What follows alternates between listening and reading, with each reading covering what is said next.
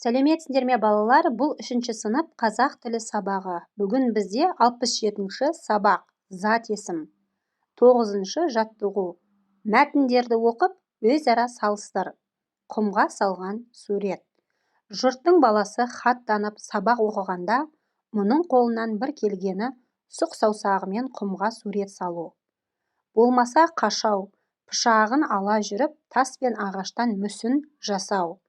Бала, әкең Қастей марқұм момын кісі еді, мынауың біз білмеген өнер екен, деді бір күні Әбілханның ағаштан жасаған мүсіндерін көрген Түргенбай ұста.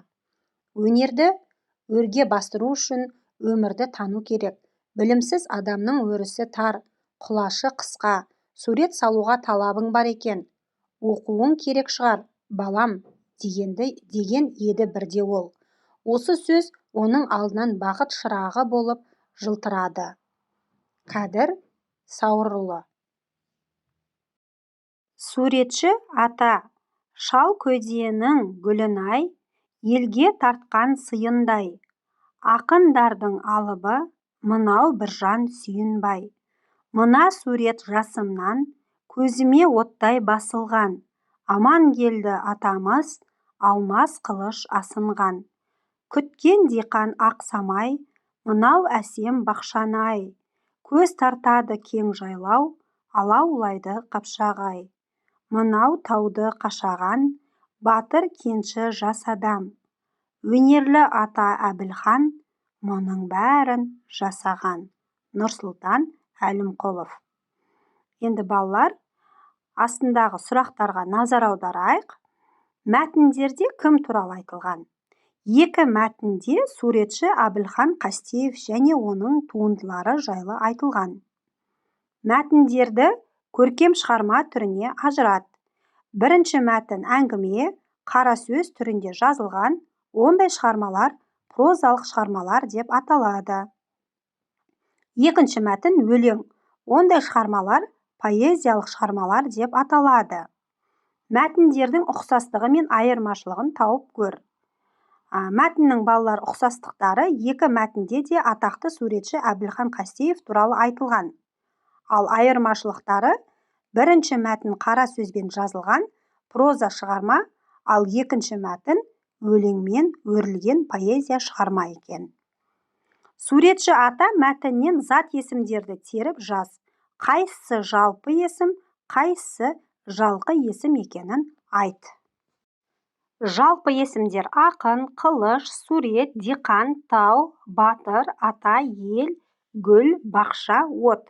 Жалқы есімдер Шалкөде, Біржан, Сүйінбай, Амангелді, Қапшағай, Әбілхан. Дәптерлеріңе жазып алсаңдар болады балалар.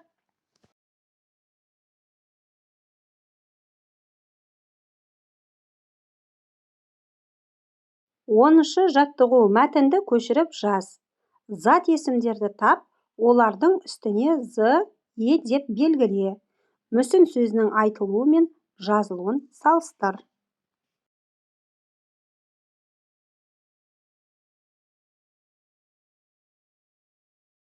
Балалар 10-шы жаттығуды дәптерлеріңе жазып ала қойыңдар мәтінді. Енді балалар зат есімді мүсін. З, е деп белгілеп қойдық, зат есім екен. Мұнда тәсілмен зат есім, мүсіннің зат есім, бедерін зат есім, сазбалшық зат есім, затты зат есім, бедер зат есім. Мүсін деген жазылуы міне мүсін, айтылуы мүсін екен балалар.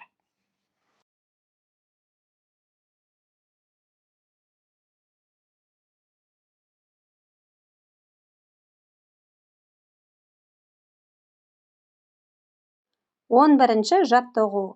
Сызбаға қарап, жалқы және жалпы есім туралы қорытынды жаса. Балалар міне жалпы есімдер, яғни әнші, күйші, мүсінші. Жалқы есімдер Роза Бағланова, Бибігүл Төлегенова, Әліпбек Дінішев, Құрманғазы, Дина, Дәулет Керей, Бақытжан Әбішев, Хакімжан Наурызбаев, Ескен Сергебаев. Зат есімдерді жалқы, жалпы, жекеше, көпше түрлеріне ажырат. Әр сөздің қандай сұрақтарға жауап беріп тұрғанын ойыңмен бөліс. Мұражай, экспонаттар, мүсінші, кілемдер, төсеніш, портрет, Әбілхан Қастеев. 11-ші жаттығу бойынша балалар жалпы есімдер мұражай, экспонаттар, мүсінші, кілемдер, төсеніш, портрет. Нелер сұрағына жауап береді екен. Жалпы есімдер Әбілхан Қастеев кім деген сұрағына жауап береді. Жекеше түрдегі зат есім мұражай, мүсінші, төсеніш, портрет, Әбілхан Қастеев. Көпше түрдегі зат есім экспонаттар, кілемдер. Дәптерлеріңе жақсылап жазып ала қойыңдар. Осымен балалар, бүгінгі сабағымыз аяқталды. Келесі сабақта кездескенше.